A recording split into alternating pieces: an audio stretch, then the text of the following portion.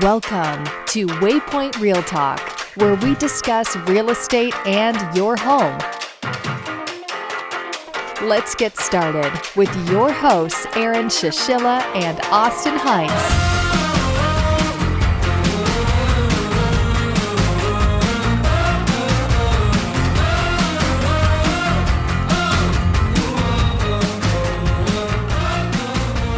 Hello, everyone, and welcome to Waypoint Real Talk. My name is Aaron, and with me I have... My name is Austin, and with us we have Crystal Brady. Hi. Welcome back. Thank you. Yeah, welcome. So now this is your second podcast with us. I think this is our 6th episode. What are we going to be talking about today? You're asking me? Yeah. I don't know. What are we talking about today? Well, we're talking about the true cost of home ownership. Oh, right. Okay. Right? You should know what we're talking about today.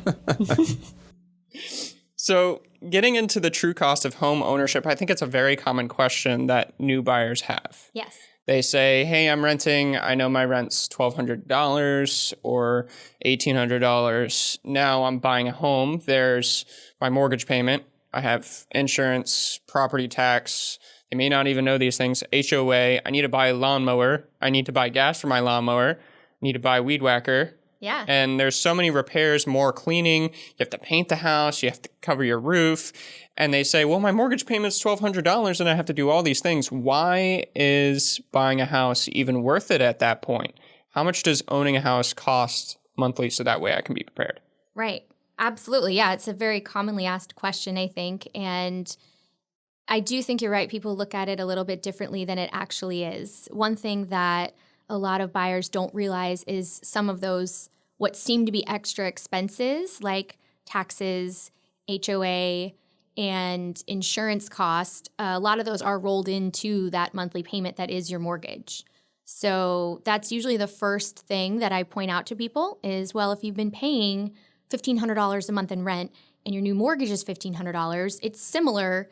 Think about your mortgage as if that were your rent. When you rent, you pay your rent, right? Mm-hmm. And then you pay your utilities. Renters typically always have to pay utilities. So they are paying the water bill, the electric bill, cable, internet. So as a homeowner, it's very similar. You still have all those utility expenses, right? Mm-hmm. But you have your mortgage. But that mortgage, in almost every case, is escrowing for property tax and homeowner's insurance. So the mortgage typically consists of the principal and interest for that mortgage loan, plus the property tax, plus the homeowner's insurance. So you're not having to write separate checks for homeowner's insurance or the property tax bill when it comes due because they're collecting a little bit each month in your mortgage payment to set up that escrow account.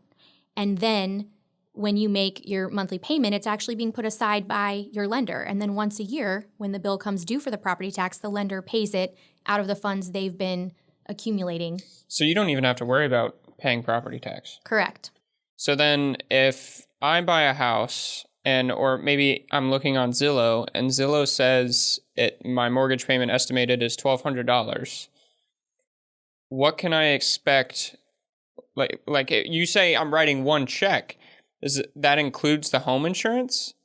Does that go to a separate entity? It goes to the lender. Okay, so first of all, I want to address one thing that you just said. I'm looking on Zillow and tells me my estimated payment is X dollars. That's definitely something buyers don't want to rely on. Okay. Online mortgage calculators and estimates are often not all-inclusive or accurate. They don't know your interest rate. They don't know how much money you're putting down. They don't always include the tax and insurance in that number. They might only be referencing that's the payment for the principal and interest portion of the payment. So this is why it's important for buyers to go to a mortgage lender, get a pre-approval, and find out what that lender is estimating their monthly payment will be at a certain purchase price. Once you've done that, if a lender is telling you, your mortgage lender who's done your pre-approval is saying, I estimate your payment to be $1,200 a month or $1,500 a month or whatever it is, that number should include not only the principal and interest, but also the property tax and the homeowner's insurance. So once a year, you're still going to get in the mail from the tax collector what looks like a bill, and it'll say this is how much your taxes are this year. You'll get your homeowner's insurance renewal in the mail, and it'll say this is your new rate for the next year of homeowner's insurance, but you're not actually having to pay those bills because a copy of that bill is also going to the mortgage company, and then they are going to write the check and pay it because they've been collecting a little bit of money each month out of your monthly payment, that total number, because that was including those property tax and that insurance. We call that setting up an escrow account. The lender has set up this escrow account for you. So if, let's say, $300 a month is going into the lender's escrow account, they're just putting that aside. And then once a year when that bill comes due, they're taking that money they've gathered and they're sending the money for you. So yes, you are not paying those. You're not writing a separate check for those. You're paying it all year when you make your monthly mortgage payment. Okay. So then what comes into, because I know we have to shop for insurance, right? Mm-hmm. So how does the lender and the insurance company communicate then? So insurance is one of the only things that buyers can truly shop for during the mortgage process. So it's important that they go and get a bunch of quotes and decide which one they want to choose. So as a buyer, you choose the insurance company you want to use. And then once you've made that decision, you share that information, that policy information, and that insurance agent's information with your lender. They send them the necessary information to bind your initial policy. Mm-hmm. And then it usually auto renews each year after that, kind of like your car insurance. You know how typically you'll just get a new car insurance, a notice in the mail, like here's your next premium for the next year or 6 months or whatever. It's the same with homeowners. So if you saw, wow, in a year or two, my renewal came in and it looks really expensive. It jumped all of a sudden. Now my insurance is $500 a year more. I wonder why. You can go ahead and start calling other carriers, shop around. You can change your homeowner's insurance anytime you want. And then the lender will get the updated information and, so that they can continue to pay that bill. They're still going to escrow no matter what. Okay. Escrow accounts get analyzed annually by the lender. So if there's too much money that they've been taking out of your mortgage payment, and your tax bill had gone down or your insurance bill went down, then the following year they'll lower your mortgage a little bit because they said, we're collecting too much. On the opposite end, if they're not collecting enough and they see during their once-a-year review that they haven't been collecting enough, then they're going to go ahead and raise your mortgage payment a little bit that next year to make sure they're collecting enough to pay those bills the next time they come due. So while the interest and principal portion of your mortgage is fixed, the taxes and insurance can vary year to year. Mm-hmm. And so that's why your mortgage payment can go up or down a little bit year over year as well. Based on those items. Yes, because they are collecting monthly on them and then paying them for you. So if I'm looking to estimate then that number, and I'm going to buy the house within the next 12 months, should I just get a pre-approval now? Is that too early? I think that it's not a bad idea. Definitely you want to get a pre-approval at least several months before you start the process. Okay. In case there's issues with your credit or things like that we need some time to fix. So it can't hurt to start the process early to make sure that you are positioned well with your credit and also the available funds that you need. Maybe you don't have enough money and now you realize that now that you've spoken with a lender, you might need to save a little bit more. Mm-hmm. So then that would give you the time you need to do that so you can still meet your timeline that you had in mind. Mm-hmm. Gotcha. Okay. So we covered mortgage payment, property taxes, tax. I want to talk about tax benefits because are there tax benefits to home ownership? There can be. Okay. So for those that itemize on their taxes and don't take the standard deduction, you can write off your mortgage interest. And your lender will automatically send you each year when you start to get all those other tax documents that you normally get in the mail. Mm-hmm. They'll send you a tax document showing your mortgage interest paid for the year. And if you itemize, you can give that to your accountant and that can be a qualified expense. If you take the standard deduction, however, you're not going to be able to utilize that. So that's why I said there may be tax benefits. For those that itemize, there will be. If you take the standard deduction, probably not so much. What's the difference? What should you choose? Whatever's best for you based on your financial situation, and that's what your accountant will need to determine. If I'm doing TurboTax, should I just take the standard deduction? TurboTax will tell you. I'm not a tax advisor, so I can't tell you that. But the standard deduction has gone up each year, and a majority of people filing their taxes nowadays do end up going with the standard deduction. If you have enough expenses that equal more than the standard deduction, then that's usually when you itemize. But that's where a tax software will advise you or an accountant will advise you. So is that just for our state then? Just for Florida? Or does that go with nationwide, this tax deduction? I believe that's across the board. Yeah. Okay. So then the next part I wanted to talk about was HOAs. Yes. Okay. So what is an HOA? how do I know if I'm looking for a house and I say, oh, this is a really nice neighborhood. Yeah. Oh, fun fact, HOA is $500 a month. Right. Right. Yes. Of course, I guess your realtor would kind of know what your budget is. Yes. No, homeowners associations definitely can add a big expense to your monthly obligation if you're not careful. So that's a great question to ask your real estate agent and make sure you understand even before you look at properties, because like you said, if it's going to be hundreds of dollars per month, that just tacks on hundreds of dollars per month that you weren't planning on. So it's important to investigate those HOAs ahead of time so you're not blowing your budget. With single family properties that are located in those deed restricted neighborhoods, they're typically always going to have a homeowners association. A lot of times they aren't too expensive, though. There's a misconception about HOAs. A lot of clients will come to me and say, well, I don't want an HOA because it's just so much extra money. Well, sometimes it's $500 a year. So that's not really adding that much to your monthly obligation. Sometimes it's $200 a year. I own 2 properties where I pay $200 a year for the HOA. So to me, that's not really adding anything to my monthly obligation when you divide that by 12. So I'm not that concerned about it. But with your townhomes, your condominiums, and some of your single family neighborhoods that offer lots of amenities, you might be paying $100, $200, $300, $400 a month more for that HOA. So you definitely want to look into that before you start to get serious about a home, because it definitely can be a significant cost. So then if I wanted, like I'm planning to have kids and I wanted like a place where it had a community park and a pool, so that way I didn't have to worry, for instance, about them being out. I should go to my lender or my mortgage lender and say, hey, this is on my financials. They'll come back with me on a number on what I should pay. And then should I tell them that I want to be in an HOA, or should I just put that on top of the number that they're saying to me, or how does that get budgeted in? Right. So when a lender is aware of an HOA, they will factor it into the monthly payment estimate. But if they don't know a specific property that you have in mind and they don't know there's an HOA, then they're not budgeting for it. So if you just do a general pre-approval, they're probably not going to factor for an HOA initially. So they might tell you, oh, your payment will be approximately $1,500 a month for this house that costs $225,000 or whatever, right? But then if you go back and say, oh yeah, and there's an HOA and it's $50 a month, then they're going to now say, well, instead of $1,500, it's $1,550 a month. So if they don't know, they can't plan for it. Right. So that you would have to know. But basically, once you identify a property you want to purchase, then I would always suggest at that time you go back to your lender and say, hey, this is the address, this is the information for the one that I'm looking at buying. Then that's when the lender is going to say, well, is there an HOA? Let me see how much the taxes were last year. Let's see what we think the insurance will cost. And then they'll come up with a custom estimate based on that particular home, and they will include the HOA.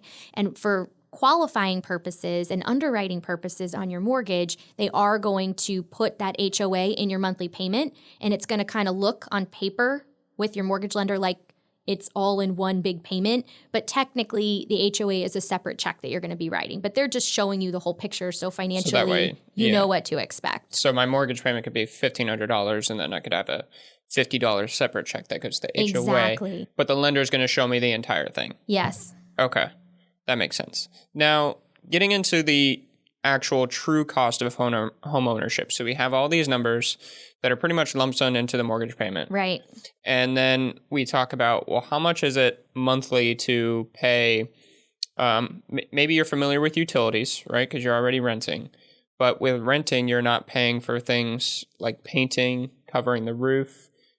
Your AC goes out. How much is it to service the unit? Exactly. So can you tell me a little bit about your experience in that and how much you think it costs? Yeah, I think that's so important because lots of my clients that have never owned a home, that have only rented, will ask those questions because they know, hey, I'm about to buy this place and I can't call my landlord every time something breaks anymore, right?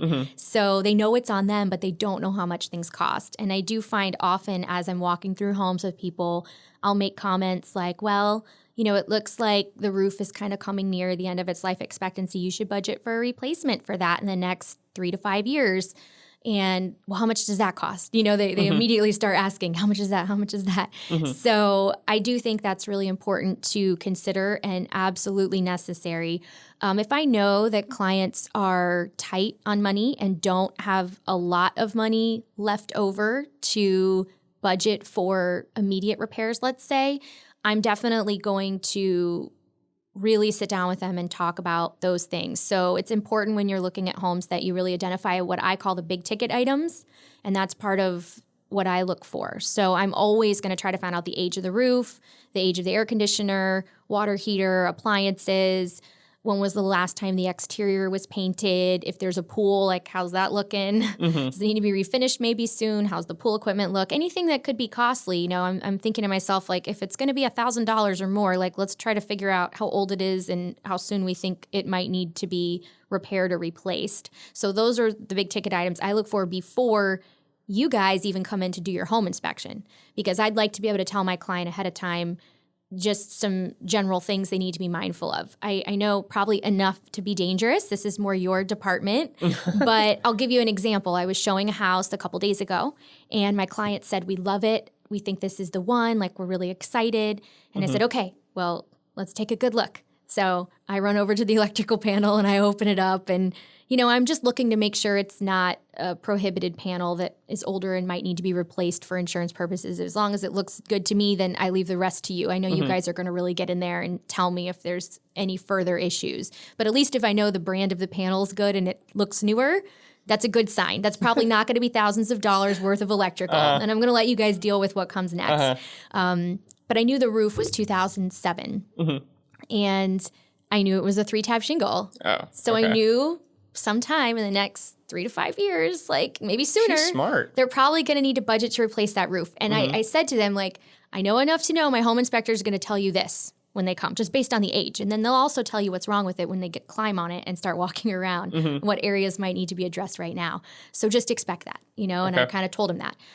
Air conditioner was 15 years old. It was a Train. So, okay, good brand. Seems to be cooling the home effectively. It's pretty freezing in here right now.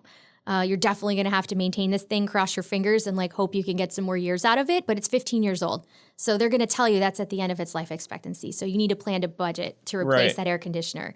So that's the kind of stuff I would tell my clients ahead of time. So they already knew, right? Roof on the older side, AC, end of its useful life expectancy. So we may have some money coming sooner than later on this house.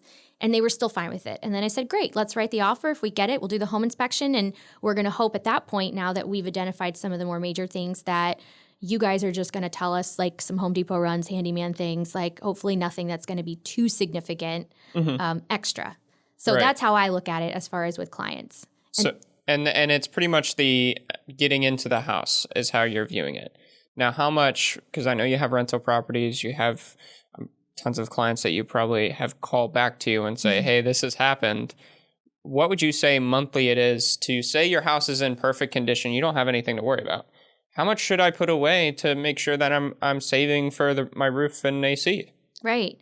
It all depends, I think, on, and you can tell me your opinion on this, but for me, I feel like it's going to depend on the age of it. If it's brand new, the roof, for example, most people don't own their home for 20 years. You're probably going to get about 18 to 20 out of that roof. If you're only going to live there 7 years like the average person, don't budget anything. That's my opinion. If it's brand new. Obviously, if it's at its halfway point, now we're talking about a different story. You probably need to start saying, hey, listen, I might be in this house long enough to have to do this roof, so let's start putting some money away or planning on it. We know we need to save X number of dollars in the next 5 years or 10 years. So I think I just look at it, you know, by each component myself. It also depends on the person's financial situation. If they're really strapped and they're almost living paycheck to paycheck, they really do need to be putting at least little bits of money away every month and trying to save over time for when those things become due. But also for those people, I'm going to recommend a home warranty. I recommend them anyway, but that might help alleviate some of the financial stress that could be caused by these repairs, especially ones that just pop up out of nowhere, where everything does seem like it should be working. But as we know, when you own a property, just because something's new doesn't mean it can't break. So you still need to be saving. So I don't know that I have like necessarily a formula for saving. I think some people get big bonuses, make great money, you know, their income ebbs and flows, and and so I think it's different for each person. Right. I just like to give them the facts and information about how much it might be and when it might be time, and then how they get there I think is kind of up to them. Well, can't they like finance it too? I mean, I think a lot of companies, especially roofers. And most people AC can't units. just drop, $10,000 on a 20 roof grand. unexpectedly if they weren't. Right. I think so. But I think ultimately it just depends on the type of roof, because you can have a tile roof that's super expensive. Yes. And especially if you're living like in Tampa Bay or on the beach, the roofers are going to be like, hey, it's going to be $10,000 extra. Yeah.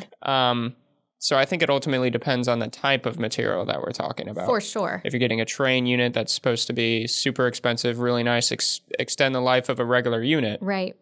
Compared to Goodman. your Goodman, your carrier units that are just the standard AC units. Right. But I think we talked previously that the average cost, for instance, in Florida, in our area, you were saying on a roof would be like $10,000. Is that 1,800 square feet home?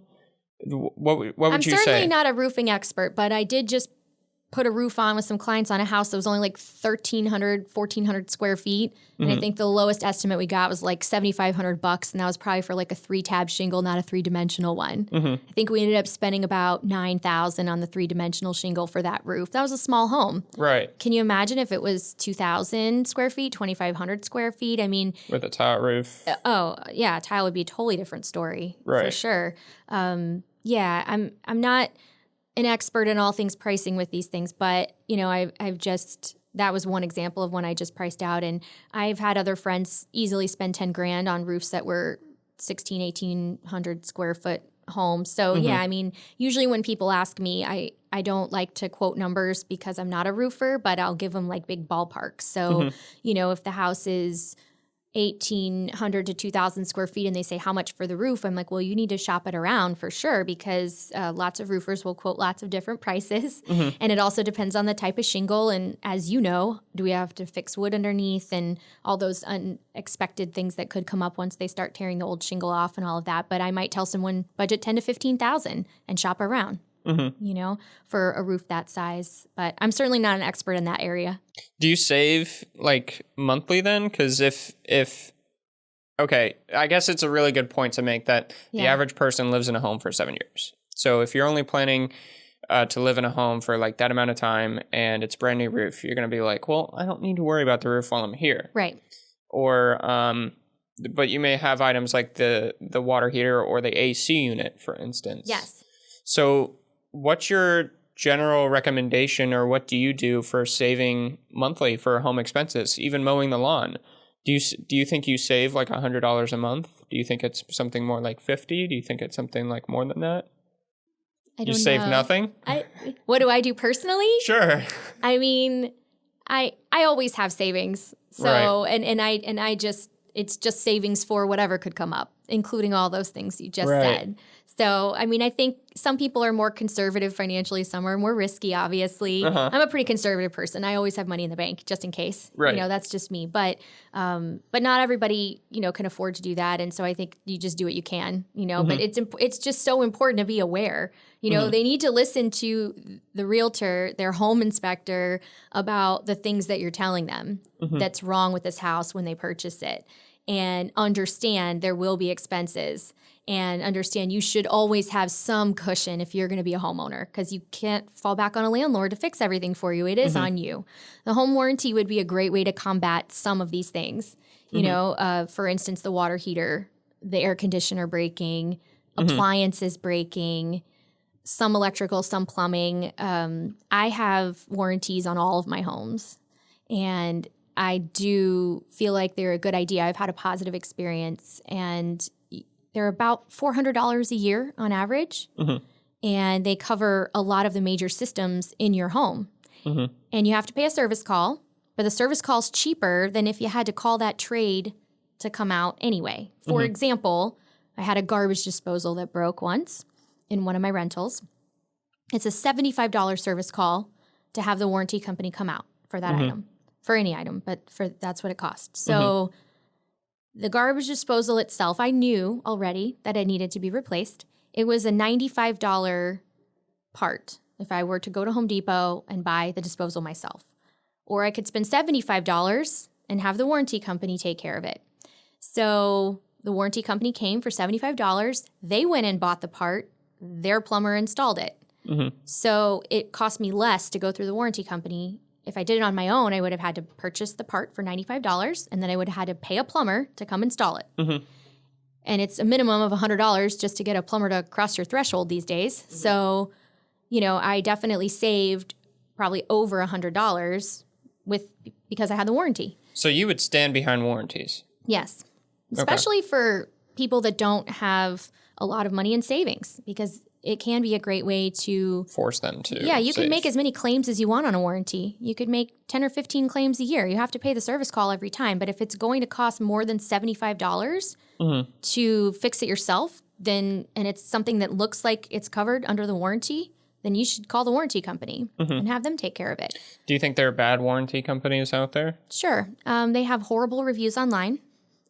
And all of them have horrible reviews online. And that's just because when people aren't happy, they write reviews. When people are happy, they don't. I've never written a review for my warranty company, and I probably should, because I like them and I think they do a good job, and they've helped me out a lot and they've saved me a lot of money. But the people that are mad go online and write the reviews. So they subcontract everything. And those subcontractors sometimes aren't the most educated with how the warranty works. And so sometimes they deny claims that probably shouldn't be denied, and people get upset and they go online and write bad reviews. But it's important to know the warranty, understand it, read the book, and make sure it's a covered item before you call. And if you have any problems, get in touch with the local rep and have them help you out. That's what I've done anytime I've had a problem, and they've always resolved it. So I think a biggest part you should remember with a home warranty is patience. Yes. Because with the service call, like you're calling the really reputable AC guy or the plumber in town who's not on the home warranty, he's going to come out really quickly. Yes. And it's going to be over the weekend or on Thanksgiving, and it's going to be an upcharge because of that. And he's going to fix it immediately because he's going to have the part in his truck at the time. And then you're going to walk away. It's going to be $300 compared to you wait a day and then 2 days for the part to come in, maybe. Maybe I'm completely off. And then it's just $75. You're 100% right. That is exactly it. And I think that the warranty, what you just said, is so spot on. It's all about the expectation. So if you have the proper expectation, I'm going to save money. It might take a few days, but it's saving me money and it's getting the job done.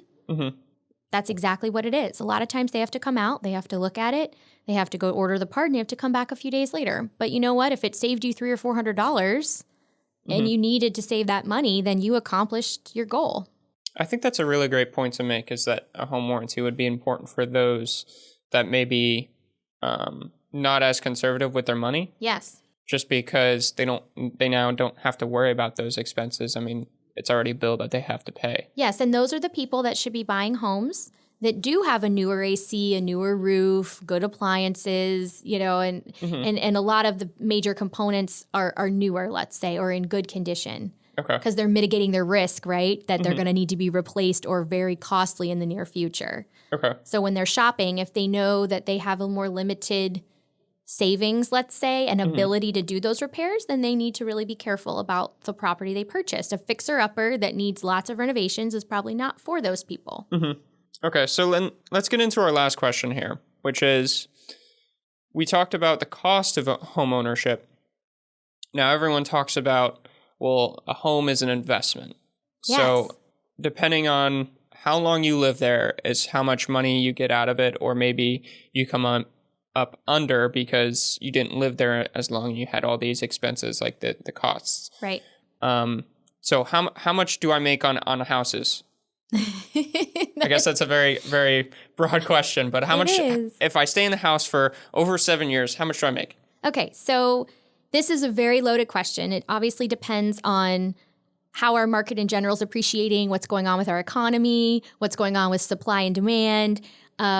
Generally speaking, if you live in your home for 5 to 7 years throughout most of history, like, you're going to make money when you sell it. But obviously it's just dependent on what the market's doing. Obviously, back during the crash, like, a lot of people lost a lot of money and were upside down and didn't have equity. And so that can happen too. But generally speaking, houses are a great investment and they usually yield a better return than the stock market. So in Tampa, we have a pretty cool situation.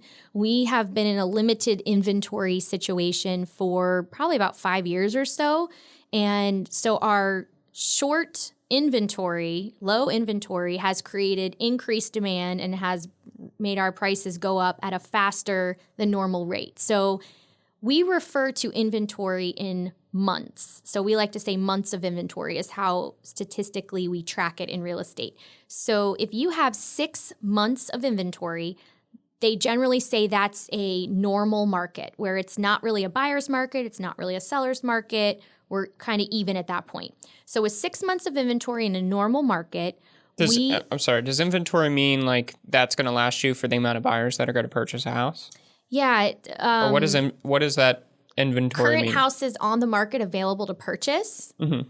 And I believe the way they look at it is like that's how many months it would take to sell through what we currently have, right? So with 6 months, you're kind of even. Mm-hmm. And in an even situation, you usually have about 2 to 3% appreciation each year. Mm-hmm. So you're still appreciating positively in a normal market. Mm-hmm. Now, what we have in Tampa is a seller's market because we have low inventory. So instead of 6 months of inventory, we've been hovering closer to 3 months of inventory. So you can see how depleted we are, which is why we have increased buyer demand because there's just too many buyers for the few houses that we have on the market. This is why we see a lot of multiple offers, homes going under contract quickly sometimes. Like you'll see it on the market one day, off the market the next.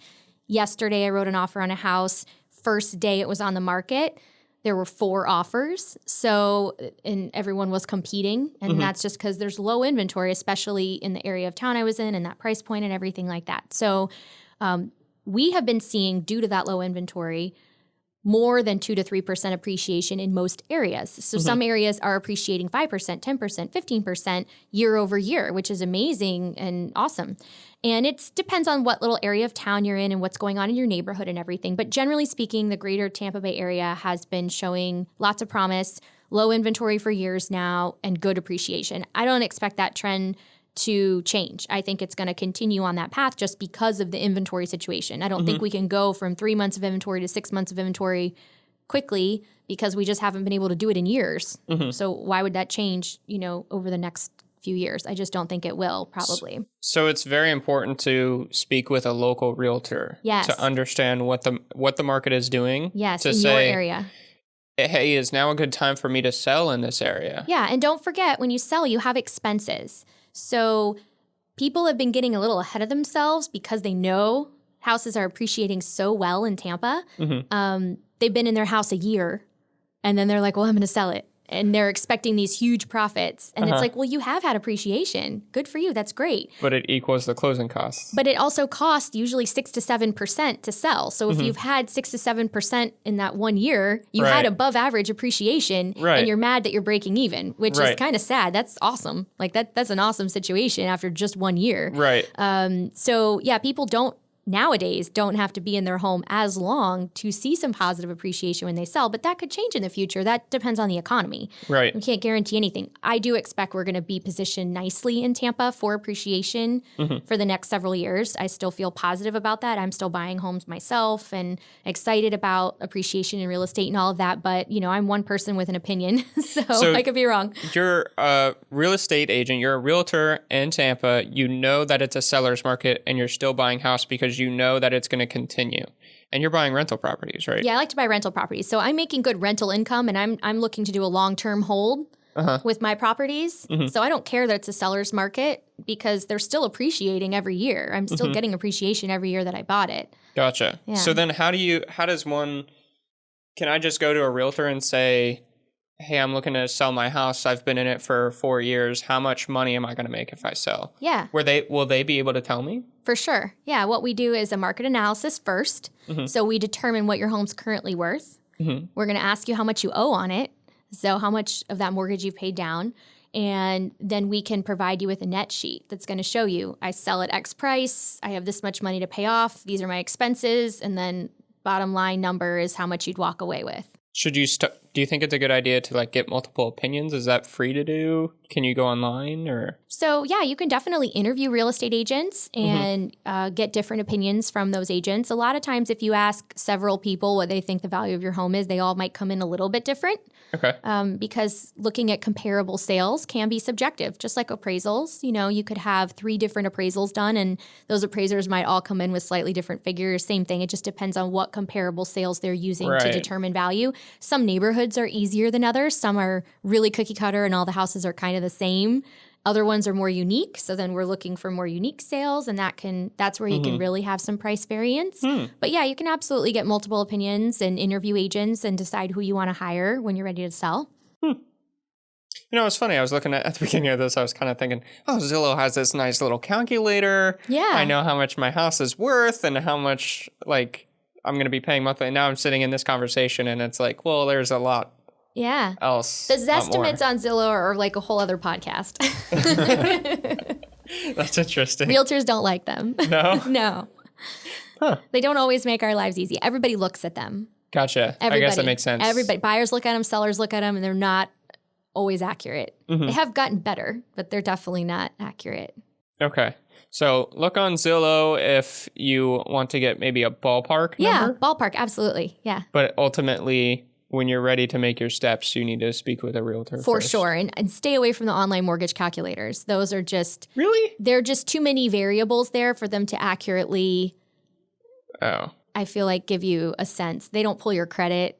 You know, they don't know what type of mortgage and things like that. You can put in, like, at least I've messed around with ones that where they'll let you put in some of that. Yeah. Yeah, and that's good. That's good. But they might only be calculating principal and interest and not taxes and insurance. A lot of times they're not factoring that in. And that is part of the payment. And that a lot of times will change your payment anywhere from $200 to $500 a month. Well, so if you're living in LA, you could have... Big swing. Yeah. Yeah. Okay.